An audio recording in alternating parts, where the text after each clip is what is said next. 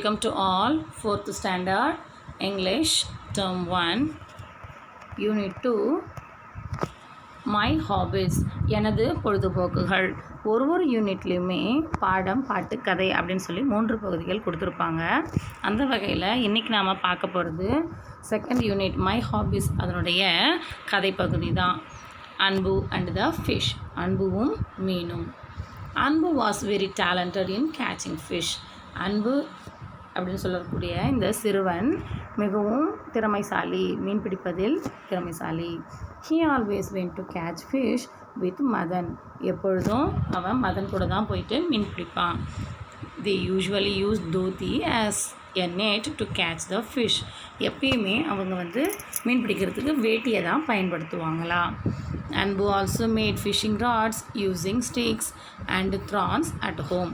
மீன் பிடிக்கக்கூடிய இந்த பொருள் இருக்கு இல்லையா, இந்த தூண்டில் அவன் எப்பயுமே ராடு, குச்சிகள், அப்புறம் முட்கள்லாம் வச்சு தான் அவன் பிடிப்பான் அப்படின்னு சொல்லி கொடுத்துருக்காங்க. Then they share the fish equally. மீன் பிடிச்சதுக்கப்புறமா அந்த கிடைக்கக்கூடிய மீன்களில் 2 பேரும் சரிசமமாக பறித்து எடுத்துகிட்டு போயிடுவாங்க. Unlike their friends Anbu and Madhan were always careful while fishing.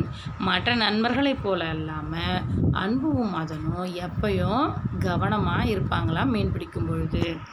They never went deep into the pond or river. குளமோ அல்லது ஆற்றினுடைய ஆழத்திற்கு செல்லாமல் இருப்பாங்க எப்பயுமே அவங்க. Every Sunday they would go in search of earthworms to use them as bait. bait அப்படின்னா இறை. மீன் பிடிக்கிறதுக்கு இந்த தூண்டிலில் மண்புழு வச்சுருப்பாங்க. அதுதான் அந்த மீனுக்கு இறை காமிச்சு அதை பிடிப்பாங்க இல்லையா. அந்த மாதிரி அவங்க எப்பயுமே என்ன பண்ணுவாங்கன்னா, மீன் பிடிக்கிறதுக்கு முன்னாடி அதனுடைய தூண்டிலில் மாட்டக்கூடிய மண்புழுக்களை தேடி போயிட்டுருப்பாங்களாம். They enjoyed searching for earthworms. ஆமாம், அந்த மண்புழை தேடும்போது கூட அவங்க சந்தோஷமாக மகிழ்ச்சியாக தேடிட்டு இருப்பாங்களாம். Once the bait was ready they would go fishing. மண்புழு கிடச்ச உடனே அவங்க மீன் பிடிக்கிறதுக்கு கிளம்பிடுவாங்களாம். On one Sunday Anbu was not happy. ஒரு நாள் ஞாயிற்றுக்கிழமை அன்பு மகிழ்ச்சியாகவே இல்லை. They were able to catch only 3 fish. ஆமாம், 3 மீன் தான் அவங்களுக்கு பிடிக்க முடிஞ்சிச்சான். அதனால் அவன் என்ன ஆகிட்டான், ரொம்ப கவலைப்பட்டானான்.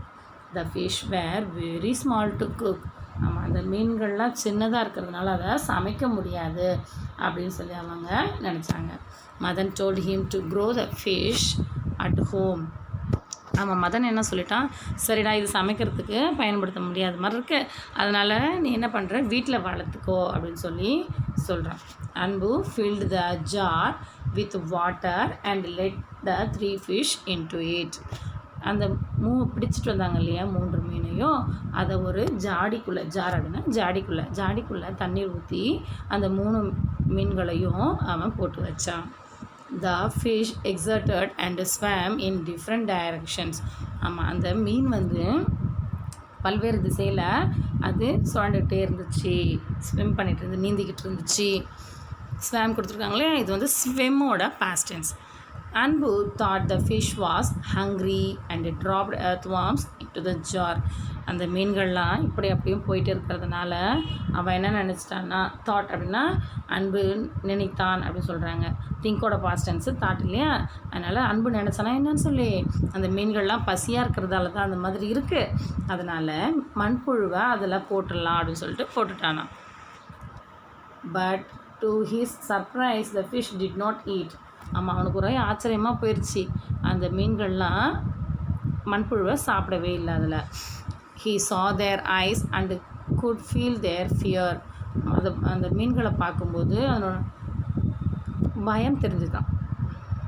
மீன்களுக்கு பயமாக இருந்துச்சு, அதனுடைய மீன்களுடைய கண்களை பார்த்து அவன் தெரிஞ்சுக்கிட்டானா, ஐயோ அதெல்லாம் ரொம்ப பயந்து போயிருக்கு அப்படின்னு சொல்லிட்டு.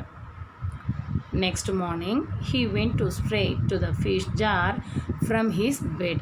ஆமாம், தூங்கி எழுந்ததுமே அவன் என்ன பண்ணான் அப்படின்னு சொன்னால், அந்த மீன் போட்டிருக்கக்கூடிய ஜாடி இருக்குது இல்லையா, அந்த இடத்துக்கு போயிட்டு பார்த்தான். He saw only 2 fish in the jar. அவன் போட்டது 3 மீன்கள், ஆனால் இருக்கக்கூடியது 2 மீன்கள் தான் இந்த ஜாரில் இருந்துச்சான், அந்த ஜாடியில் இருந்துச்சான். He searched for the fish everywhere. அந்த மீன் காணமே அப்படின்னு சொல்லிட்டு எல்லா இடத்துலையும் அப்படியே தேடி பார்த்தான். தென் ஹீ சா one fish on the floor. அவன் ஒரு மீன் வந்து எங்கே இருந்துச்சு அப்படின்னு சொன்னால் தரையில் இருந்துச்சான். அன்பு was very sad and his father கன்சோல்டு him. நம்ம தரையில் இருக்குது அப்படின்னு சொன்னால் மீன்கள் எப்பயுமே தண்ணீரில் தானே இருக்கணும், அது தரையில் இருக்கிறதுனால அது இறந்துட்டு இருந்துச்சு. அதனால் அவன் ரொம்ப சேடாக இருந்துட்டான், ரொம்ப சோகமாயிட்டான். அதனால் அவங்க அப்பா என்ன பண்ணார், கன்சோல் பண்ணார், ஆறுதல் தந்தார். In the evening his father got a new fish tank and we change the fish to the new tank. சரி, இந்த ஜாடி இருந்துச்சு இல்லையா, ஜாரி அது சின்னதாக இருக்கிறதுனால தான் ஒரு வேளை அந்த மாதிரி இருக்கும் அப்படின்னு சொல்லிட்டு அவங்க அப்பா என்ன பண்ணாருன்னா ஒரு கொஞ்சம் அளவுக்கு பெருசான ஒரு புதிய மீன் தொட்டியை வாங்கிட்டு வந்து தந்தாராம் அன்றைக்கி சாயந்தரம். அன்பு சேஞ்ச் த ஃபிஷ், அந்த சின்ன ஜாடியிலேருந்து மாற்றி இந்த மீன் தொட்டியில் மாற்றிட்டானா மீன்களை. த next day Anbu rushed back from school to the tank. ஆமாம், ஸ்கூலுக்கு முடிச்சுட்டு வந்த உடனேயே மறுநாள் ஸ்கூல் முடிச்சுட்டு வரான் இல்லையா, வந்துட்டு உடனே அந்த டேங்கை போய் பார்க்குறான், மீன் தொட்டியை போய் பார்க்குறான். He saw that one more fish was dead and floating on the top. இவன் ஆசையாக ஓடி போய் பார்த்தா அந்த மீன்கள் எப்படி இருக்குன்னு. ஆனால் என்ன ஆயிடுச்சுன்னா இருக்கக்கூடிய இன்னொரு மீனும் இறந்துட்டு மிதந்துட்டுருக்கு. ஃப்ளோட் அப்படின்னா மிதத்தல். இந்த நீர் பகுதியினுடைய மேல் பகுதியில் அந்த இறந்து போன மீன் வந்து மிதந்துட்டுருக்கு. He started crying. அவனுக்கு அழுகையே வந்துடுச்சு, அழுதுட்டான். His father said these fish live in the river and lake. Nature is their home. It is best to let them be free. அவருடைய அப்பா என்ன சொன்னார் அப்படின்னு சொன்னால், அன்புடைய அப்பா என்ன சொன்னார்னா, இந்த மீன்கள்லாம் ஆற்றுலையும் ஏரியிலையும் இருக்கக்கூடியவை, அங்கே தான் வாழக்கூடியவை, இயற்கை தான் அதற்கு வீடு. அதனால் என்ன பண்ணலாம் அப்படின்னு சொன்னால் சிறந்தது, அதை விட்டுறது தான் சிறந்தது, அந்த நீர்நிலையிலேயே விட்டு விடுறது தான் சிறந்தது அப்படின்னு சொல்லி அவங்க அப்பா சொல்கிறாரு. He saw the last fish swimming alone and he felt bad. ஒரே ஒரு மீன் தான் அந்த தொட்டியில் நீந்திட்டுருக்கிறத பார்க்கும்போது அவனுக்கு ரொம்ப கவலையாக இருந்துச்சு. He took the fish to the same pond and set it free. ஏற்கனவே அவன் பிடிச்சிட்டு வந்தான் இல்லையா, அந்த குளத்தில் திரும்பியும் கொண்டு போய் அதை விடுதலை பண்ணிட்டான். அந்த பாண்டிலேயே அந்த குளத்துலையே அந்த மீனை விட்டுட்டான். From then on, Anbu and Madan bought a packet of puffed rice and fed the fish.